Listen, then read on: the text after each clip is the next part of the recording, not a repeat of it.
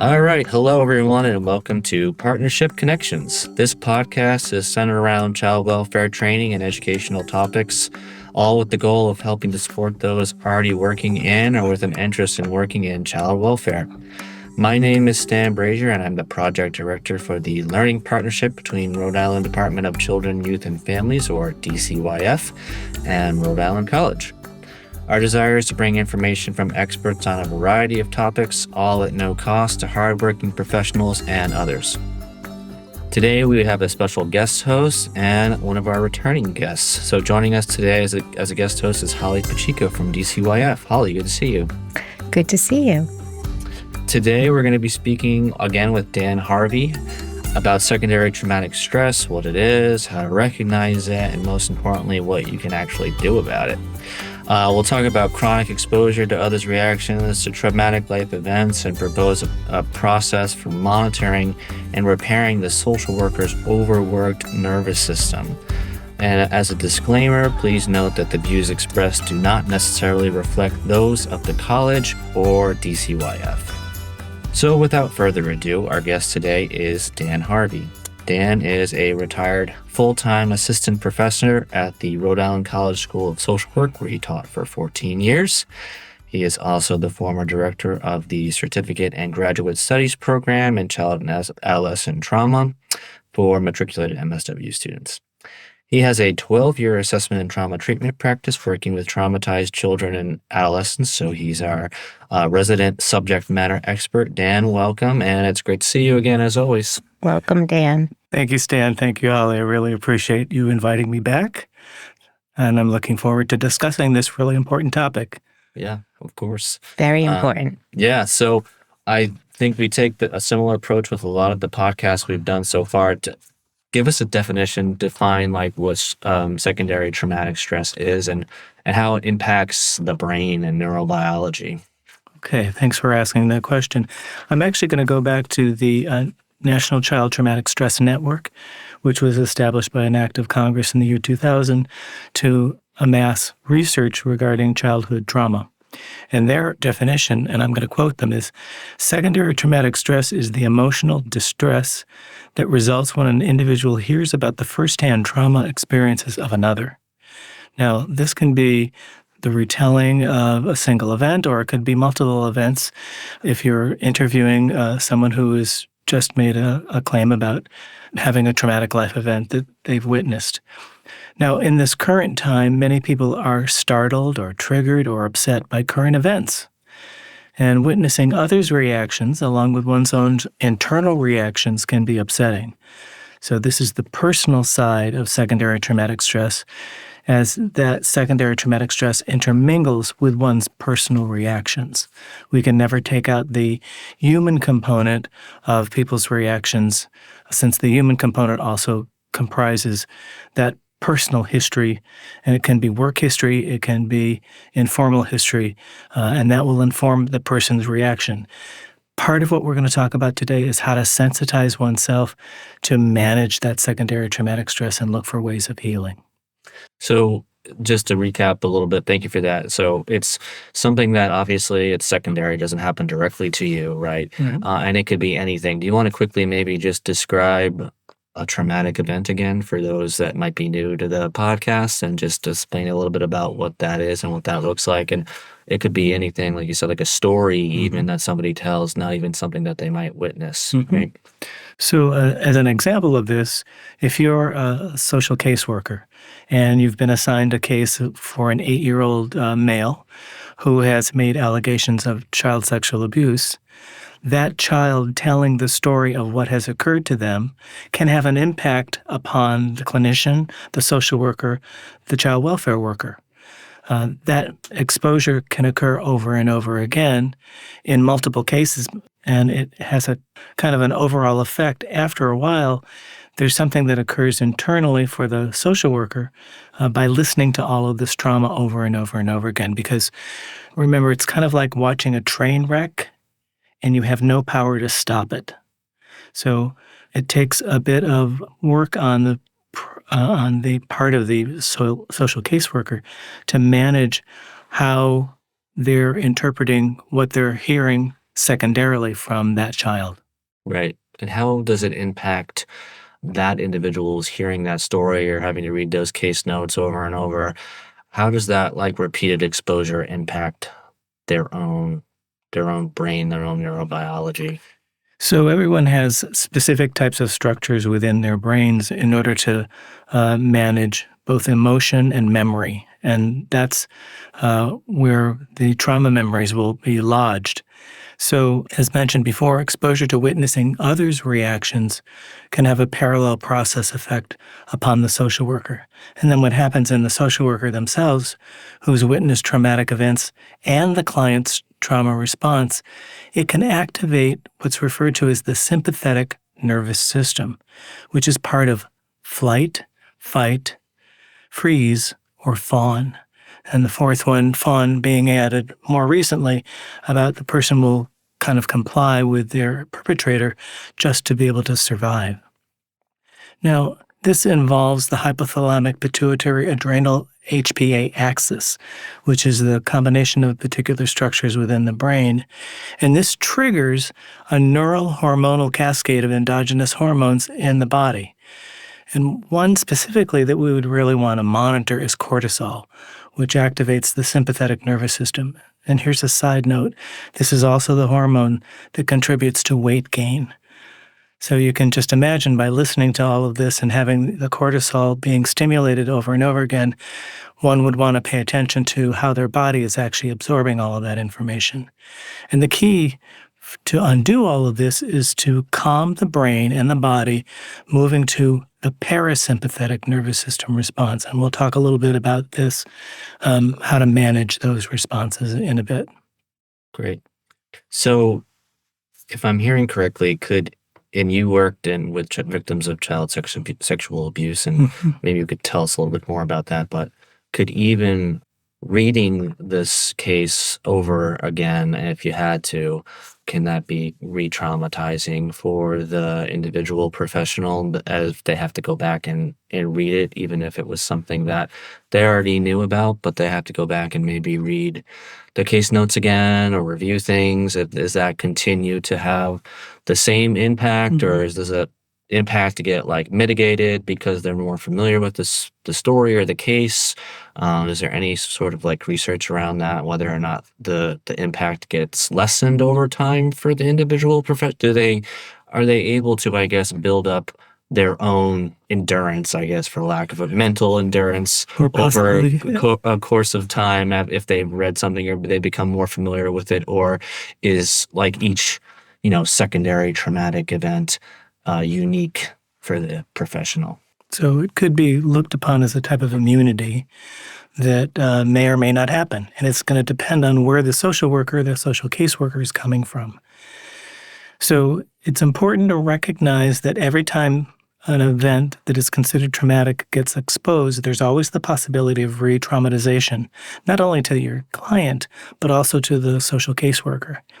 And it's dependent upon the social caseworker to have skills to first off be aware of what's going on and to be able to define internally, how is their body and their psyche reacting to this.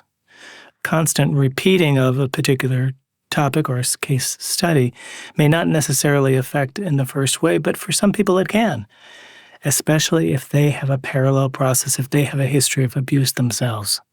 So it's really important the clinician take care of themselves and be aware when they're being re-traumatized, and then take the steps that we'll talk about to unravel that. So being really careful about what one gets exposed to is really important. The piece that I think is really important is that we have to pay attention to empathy. Now, an empathic engagement is a risk that clinicians take because they're putting themselves in the place of or listening to that individual and allowing an emotional response that occurs. And there are different forms of empathy, but empathy can be the gateway that opens up, that allows the clinician to then be re-traumatized. So it's really something that needs to be very carefully handled. You said be careful of what you're exposed to. Easier said than done, right? Mm-hmm. What would be your advice, I guess, for a social caseworker, any social worker, right, that recognizes that, take sexual abuse for an example, is a trigger for them, Mm-hmm. but maybe sometimes they don't have a choice of what case they get assigned. What guardrails could they possibly set up for themselves, maybe in supervision, maybe internally? We'll talk a little bit more about like self-care strategies and stuff like that, but is there anything that you would recommend or advice you could give for that individual when they've done the work to identify like what their triggers are? And you said be careful, but sometimes that's not always an option, right? Mm-hmm. Okay. So I think you said something really important, is to be aware of what one's triggers are. And that may mean some work that has to be done outside of the client social caseworker relationship or meeting.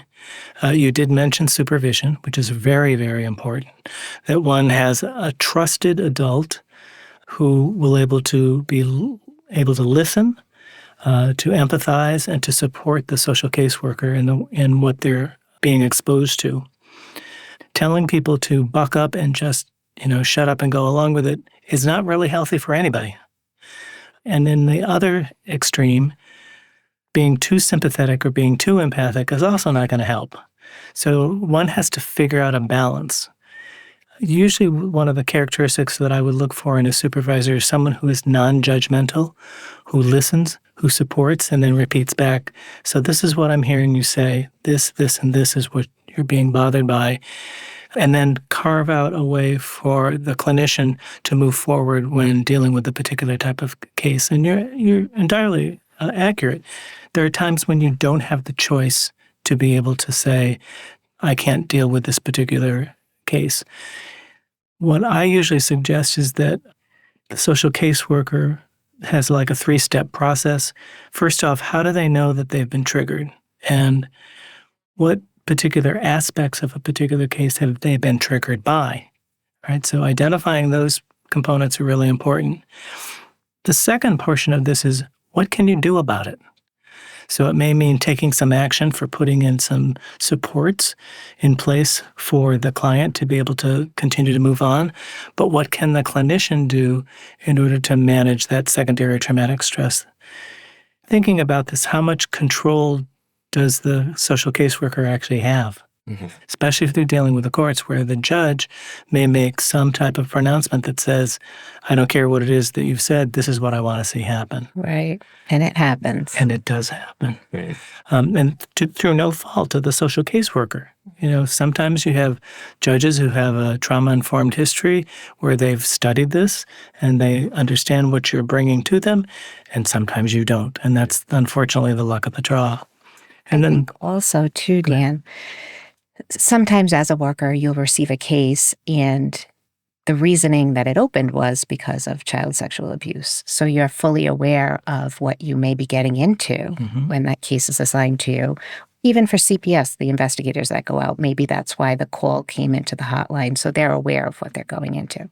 But often as a worker, and this did happen when I was a worker on several cases, the case doesn't open because of child sexual abuse. But after opening of the case, for whatever reason it may have been, and you're involved with the family for a while, and you do your assessments, and children become comfortable, with their providers or with the workers, and then they disclose that, what's been going on. So it's not something you can kind of go into knowing it's going to come up, because it could just happen so quickly within your case. And it can happen numerous times. As a worker, I had several cases where that happened. So it's almost like these little bombs going off, right? While you're trying to also take care of the child, but protect yourself, right? So in terms of planning, as we said, you can't really plan around it. But I think one thing that you said that is so important is acknowledging the triggers, because I feel that a lot of workers, and me myself when I was a worker, I didn't really become aware of that, and really take the time to see how I was feeling or how my body was responding to things. And I think that's something we really need to let them know how important that really is. Mm-hmm. Yeah. I would agree that understanding oneself and one's reactions are really important. Many times when teaching at the School of Social Work, the message that I would give people in clinical classes is know thyself, K-N-O-W, thyself. Because if you don't know what kind of bombs are ahead of you and you're walking into a particular situation, you could get seriously triggered. And then what's going to happen to the outcome of that case? If unconsciously you decide you don't want to deal with it, so you don't take an action or you don't do something that's protective to the child, that's not a good thing that happens sometimes. One of the things that I think about is that you want to prepare going into a particular session with a client that you've read in the pre-notes of the case. This is not happening to me in the sense of the abuse. This is something that has occurred to another individual. I can be empathic about it and I can understand it, but it's not me. And that's kind of a CBT, a cognitive behavioral therapy technique, is to be able to talk oneself through a particular session and use your internal skills as a trained social caseworker and adult, that there's a differentiation. You put up a wall that may be there. Just allow the empathy to be there. And when you find yourself being too empathic or being triggered, that's when you make sure that you pull back. And I think earlier when I was talking about the 3 steps, you want to make sure that in the 3rd step that there's a healthy self-soothing activity that you can enact, which may mean breathing. How many clinicians do I know that have the word breathe on their computer that floats around that reminds them, okay, I need to be able to breathe. That helps one become, or to stay calm and to stay into or move into the parasympathetic nervous system. So recognizing what's happening, what you have control of and what you don't have control of, and making sure that you're very clear about that can sometimes be very helpful. Mm. I think also too with talking about bombs going off and fire and things like that is you don't get a tattoo when something secondary traumatic event happens to you that says, I read this case note that was traumatizing to me or something like that, right? Some people do. Some people might, but typically, right, they're not going to see it written on somebody's forehead that they've been traumatized. Well, there may be some signs and symptoms that you may perceive by looking at another individual if they won't give you eye contact, if they're not present about a particular topic. My sense is that every individual is going to operate in a particular way that's key to themselves. And even though they may be triggered, there can be some subtle signs that they have been triggered that we may not always be aware of. It's subtle. You said the word subtle, though, right? So it's not going to maybe necessarily present itself as a glaring observation that a supervisor or somebody else might be able to make, right? Right. Yeah. And part of that is also when you're talking with supervisors, you want to make sure that you perceive this individual as a trusted other, as a trusted adult. And there may be some times when clinicians decide, I'm not going to talk about this, particularly the details at what's triggering me off. Everyone has the ability to protect themselves.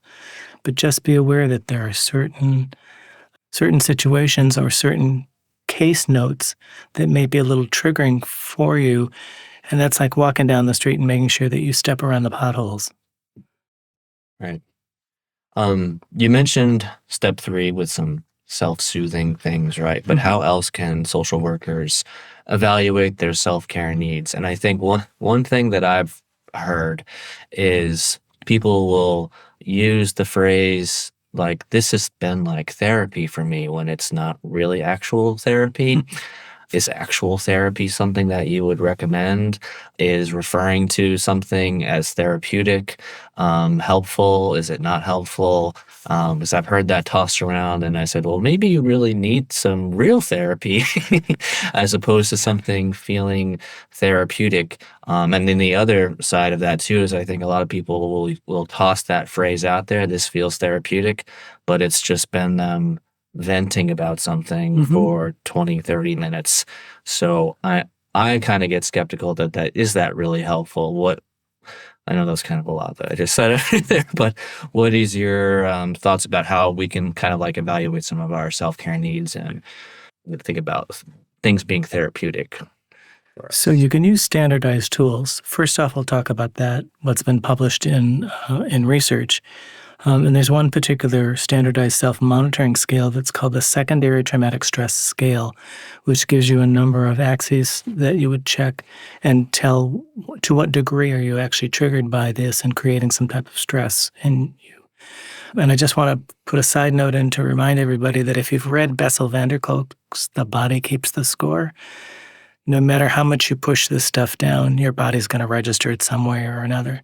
So better that you deal with it by looking at what might be the traumatic stress that you're experiencing and using a standardized tool to do that. Now, that being said, you can also engage in some type of informal observation, and I'm going to go through the different categories that might be something that you would want to pay attention to. So in the cognitive realm, are you finding yourself to be inattentive or having apathetic reactions, even to the point of being disoriented? If there's derealization, that's pretty serious, and that's something that whatever happens, you need to stop and get some help for that. In the emotional area, are you noticing that you have a sense of feeling powerlessness? You notice that there's anxiety signs or maybe some guilt that something happened. And at the other extreme is also just feeling numb, not being able to, have any kind of emotional reaction. You also want to look at your behavioral components. Are you acting impatient, irritable, or withdrawn?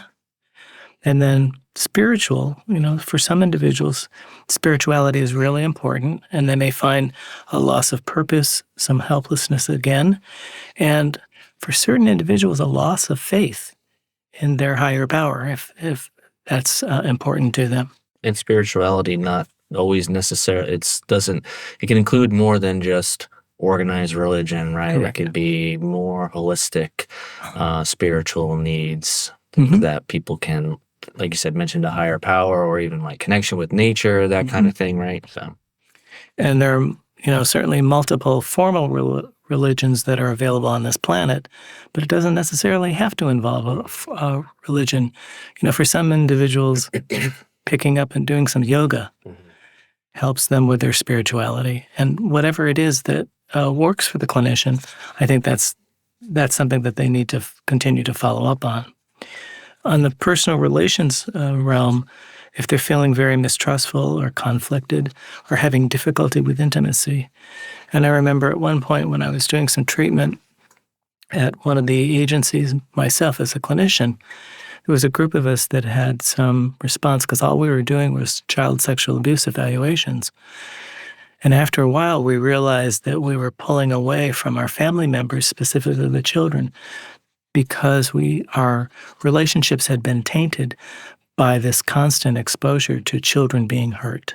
And we were so afraid that we might be hurting our children in a particular way. So when you look back on that, is there anything that you would have done differently or would have done to try to prepare yourself? Like we talked about that preparation and knowing the triggers and things like that. Is there anything that you think you could have done? Well, it actually came out in a session of group supervision. Mm-hmm. And being able to bring that topic up about, how is your personal relationship going with your family at home and the children? And then if it's really quite acute, then what I might suggest is that you book your special, supervision session and say, this is something somewhat triggering to me.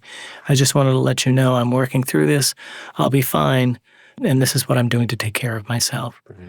So I would recommend, supervision can be really a very important part of the work so that you have a place to bounce or a person to bounce off what kinds of reactions that you're having to particular cases, because these will build up and your body will hold on to all of that stuff and it'll just be really difficult. Right. Just as a little aside, Stan and I did some trainings for a training that we now do, QPR, and it's a suicide training. And when we were being trained to do that, full day of just suicide information, right? And it might have even been more than a one-day training. I can't remember right now, but I was feeling really crappy after and not making the connection, and I had said to Stan, I don't know, feeling kind of, blah. And he's like, think about what we've been looking at all day and so all that. And I was like, wow, it's really, I need to take care of myself a little bit because I mean, it's so obvious now saying it out loud, but just, you're working and you're just doing your work. And so for you to be doing that every day, we just did this one day and it was such an impact. So I can't imagine, how clinicians and therapists just being that all you did was that area of how difficult that must have been. It sounds like that was a profound realization for you. Mm. I had something similar happen when I was working on a particular case, and I'm interviewing a child who's like 4 years old and telling me that a sibling had perpetrated them. So I'm very quickly downloading, into my laptop all the information that the child had shared with me because it's going to end up going into a report to DCYF. And I realized that I was so bothered by that, I literally had to shut down my laptop and get up and walk around the agency for about 15 minutes just to get rid of the yuck from what had happened to that child. The 4-year-old telling me, in my head, I'm saying, how can anybody hurt a 4-year-old who's, innocent and has no sense of what's going on? So it takes a little bit of processing to do that, but you had a realization, as did I, that there's something that is bothersome here and we need to do something about it. For me, it was also that, self-survival and get up and walk around. And sometimes movement can be one of the simplest things that we can do to help ourselves. If you can't, you're not at a lunchtime and you can't go out for a walk, maybe just walking around the office a couple of times can be really helpful. Can that sort of rationalization, you mentioned asking those questions, how could anybody do this? Can that be helpful, or is that just become, not for lack of a better term, but useless in a way for the individual to ask, how could somebody do this? Or, does it depend? Well, I think it's the recognition of the humanity of the situation and bringing it back to this child is not a statistic. Right. Something real happened to this child, and I'm part of a team that's going to help, one would hope, which I would manage it. which I would feel like could be helpful because you mentioned the word numb too, right? I feel like if you think about it, if you try to remove the humanity from it, it will maybe make you more prone to feeling numb because you're just trying to put aside the humanity and think of that as just a statistic, like you said, right? Right. Yeah. And feeling numb is actually a sign that there's something that's overwhelming to you that you can't fathom or you can't handle, and it deems the action, something needs to be done in order to deal with the numbness. Right. Otherwise, you're not fully present for your interviews or fully present for any of the situations. So I just want to continue with a couple of other areas that this would be somatic areas. You want to recognize what's going on internally inside of your body. If you're feeling some sense of shock, or you're sweating, or you're dizzy, or you have a racing heart, that can be the manifestation of the secondary neurohormone, which is epinephrine. So you have cortisol and epinephrine that are acting inside your body, and sometimes that can produce a racing heartbeat. So being aware of that can be helpful. And then for general work performance, if you find that, you have this low morale, even about working in a particular capacity, or you're finding a lack of motivation, that might be a sign that there's something that's going on that you need to investigate underneath the surface. Yeah, I think one of the other questions we wanted to ask you was, we're dealing with very uncertain times, right? So how do we deal with that uncertainty and the anxiety that comes with that, both in our personal and our professional lives? There's a lot of changes that are happening out there. We don't need to get political or anything like that, but how do we deal with some of that and establish some boundaries? So part of establishing the boundaries is going back to that early piece about knowing how you're being triggered. And if a particular topic or particular situation is very triggering to you, it's important to recognize that. So at that point, you would take steps to limit your exposure, repeated exposure to things like news media. Maybe you want to suggest to yourself that, I'm going to do a 1-hour time limit to being exposed to a reliable news source, because that can be too overwhelming for you. And if that's too much or too little, then you adjust. Remember, you may not feel that you can do anything globally about a particular situation that you're being exposed to. The only thing you can control is yourself. So this, by taking control of, okay, I'm going to do this, this, and this, maybe the way that you empower yourself. And sometimes it means putting a boundary up because you're being too triggered. And that can also happen if an individual, for example, has a family member that's involved in a larger social issue, that you are concerned for them and that you're bothered by it. It doesn't mean that you don't care about what's happening, but in order for you to function, there are times when you have to put boundaries and walls up. It doesn't mean that you're going to walk away and turn your back on that, but you have to find a balance, a balance of what it is, what type of information can you take in, and then what are you going to do with that information once you get it? Yeah, I like that you use the word balance because I think sometimes people might try to go cold turkey on something. They'll say, I'm not going to do this at all. And then it ends up, I'm thinking actually about, I was reviewing this eating disorders training earlier this week. And one of the things that the trainer mentioned, right, was contestants on The Biggest Loser that tried so hard to lose weight. They ended up losing the weight and then they ended up gaining it back and sometimes more than what they had initially. So they tried to do this really restrictive thing. Or like people might try to go cold turkey on social media or news or something like that, and then it ends up really backfiring. So I like the word balance. I think it's hard to figure out what the balance is sometimes, but you got to try to test things out, right?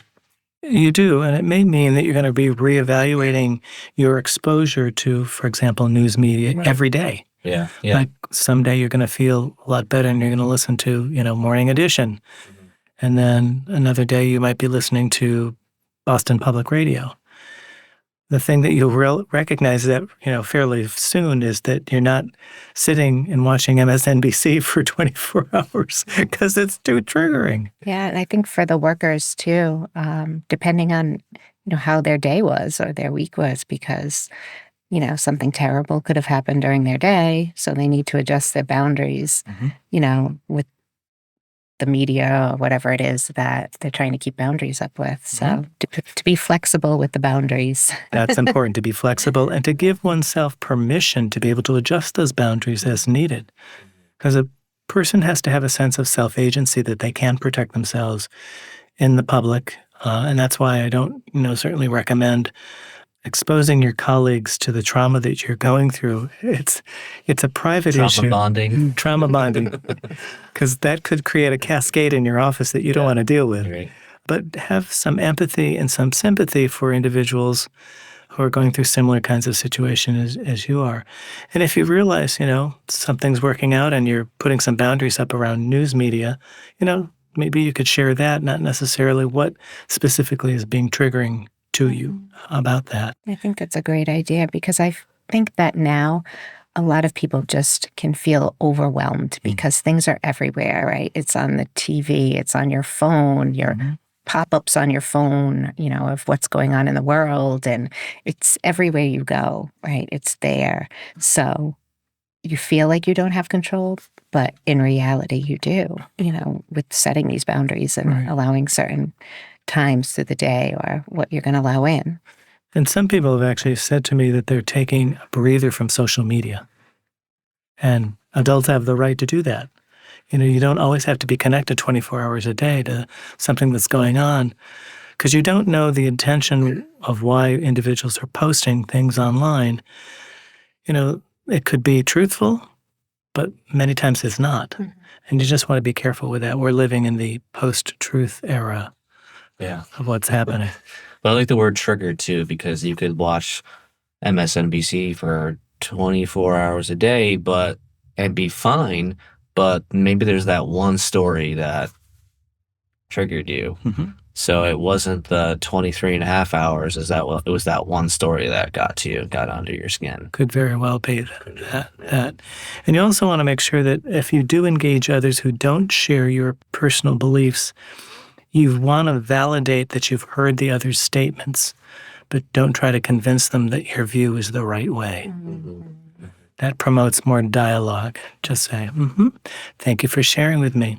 gotta go. It's time for my next appointment. There are polite ways that Right. you can manage that. Right. How can we incorporate natural and cultural supports into our own like self-care plans? And how can we find other natural supports if some of our current ones might be not very helpful or even toxic? So one of the things that I think of is you want to review cultural grounding supports. And what people may not realize is that everyone comes from a community that may have a particular cultural event or technique for managing particular things. And it sounds strange, but talk to your grandparents about, how did they get through adversity in their lives? There are still a few people that are left from earlier in the past century that can tell you about how difficult their lives were. And, how did you survive? How did you get through that? And it creates this generational bond, if you don't have one already, to understand that. Know that your community may have come from a particular place on the planet and may have faced particular difficulty, because what ends up happening is that the research has shown that trauma can be transmitted via culture and time. So Rachel Yehuda, who's the researcher who did this, tested survivors of concentration camps and found that there was a particular piece of their makeup within their brains that didn't develop because of what had occurred to them. And then she went back and she interviewed their offspring, and now she's interviewing their grandchildren. And this is the intergenerational transmission of trauma. Mm-hmm. So you can, certainly ask family members about that culturally, what do we do, and look for what community events might be available for a clinician, the social caseworker to engage in. And survey the older family members for hints about what to do. Yeah, you mentioned grandparents, and I was thinking, it made me think of my grandfather, and I think about the Great Depression, Mm-hmm. and I think that there was more that was highlighted that was the negative and like the PTSD that came out of it. And I wish I would have gone and asked him about his resilience Mm-hmm. and his family's resilience at that time, Mm-hmm. as opposed to like the PTSD that probably did come out from it. Because we hear a lot like, oh, those, the people that went through the Great Depression, they became, penny pitchers and untrusting of other systems or institutions, things like that, right? That focused on like the negative that came out of that, as opposed to like the resilience that people had that went through a Great War, Great Depression, whatever it might be. So it made me think of that. So I'm glad you bring up the issue of resiliency, because we've been dealing with trauma-informed care. The next area is resiliency-informed care, is bringing out in our clients and ourselves how we are resilient in particular situations, and then maximizing that and being proud of the way that we can be resilient. So I'm glad that you bring that up.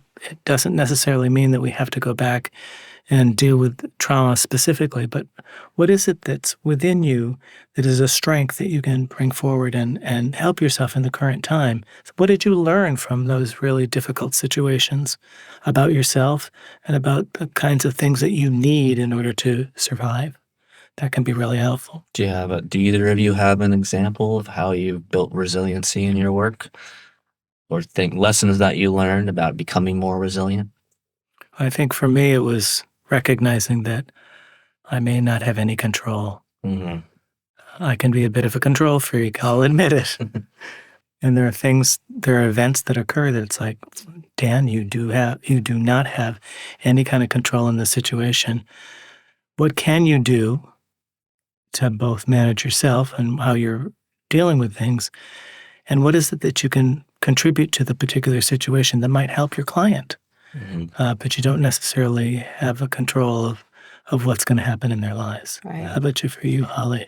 Definitely knowing that there were things that you didn't have control over, right?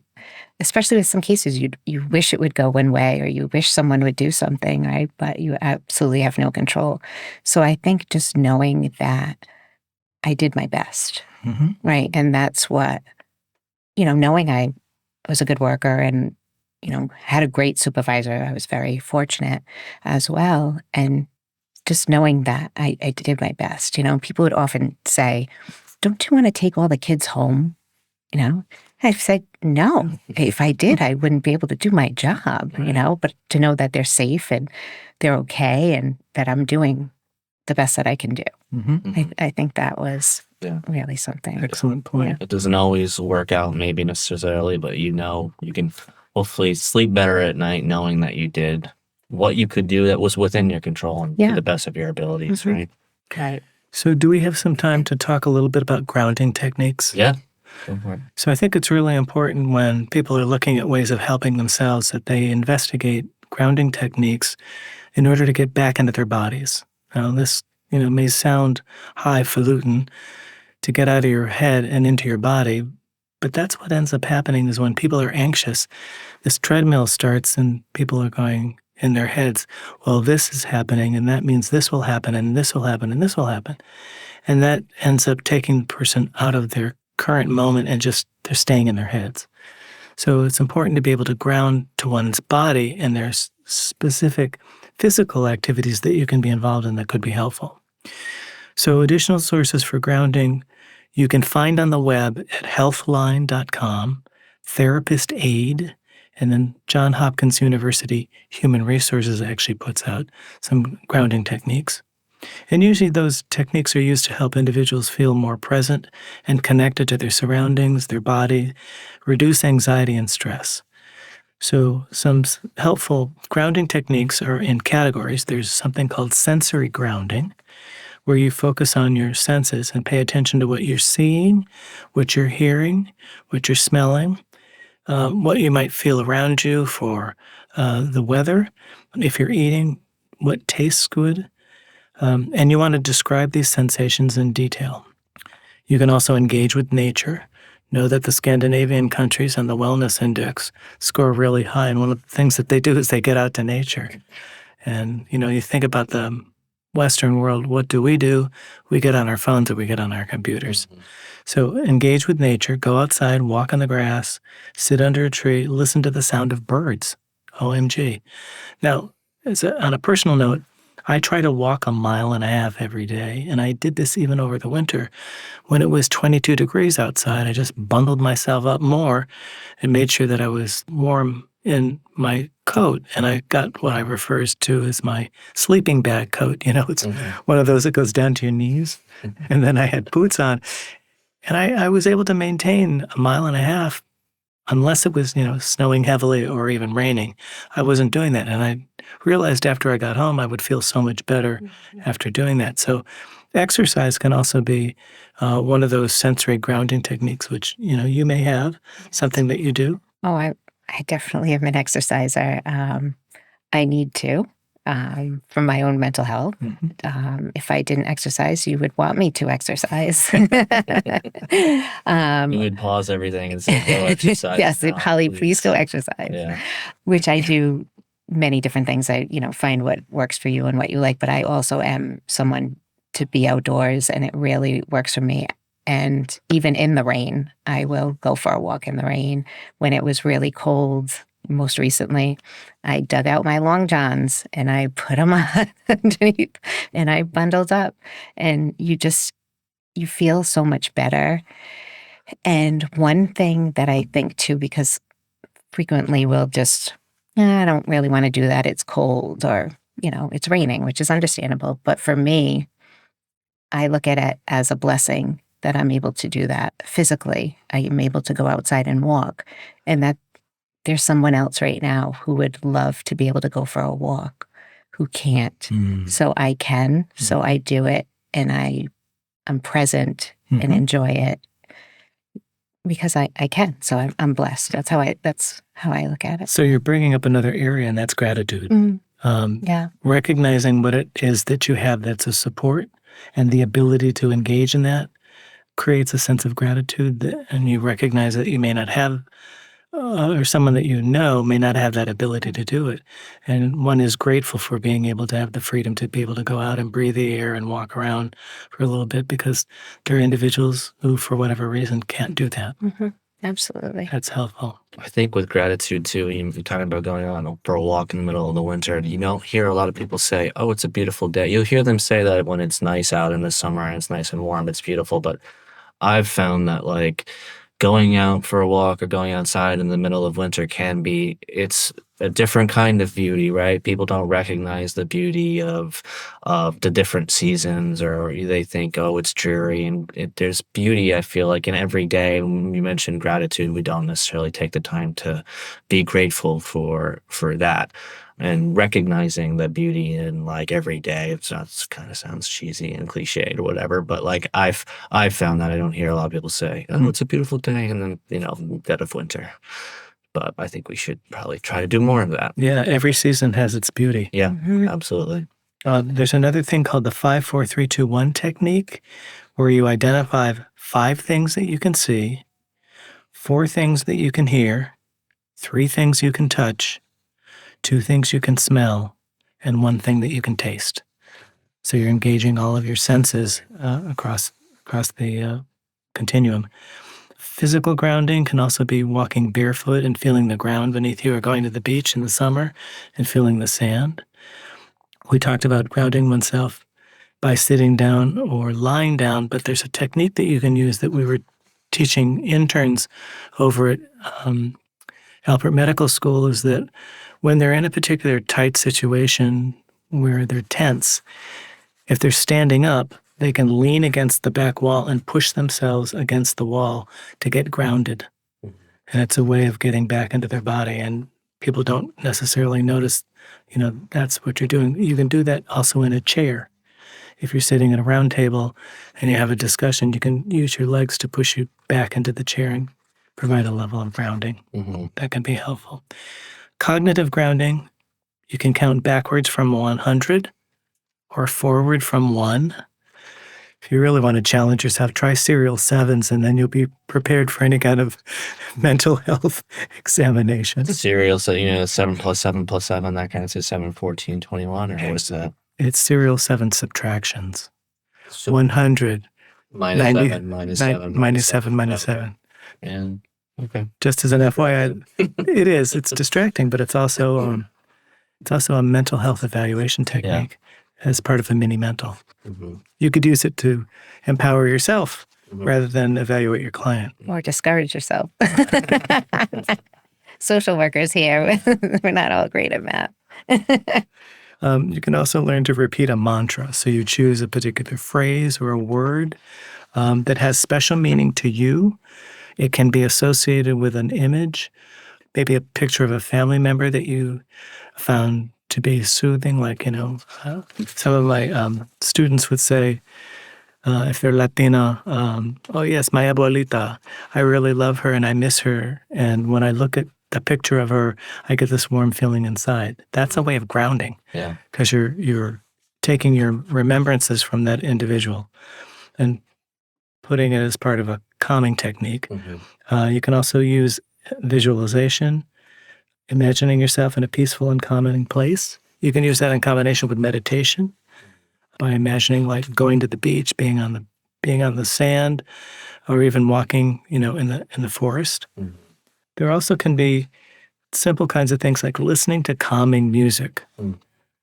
I don't know about you all, but I've now, in the past 2 months, am now listening to WCRB classical music more than I ever have in my entire life. I recommend the Piano Chill playlist on Apple Music. Piano Chill. Yeah. And just so that y'all know, we're not Very getting, calming. there's no subsidy from Apple.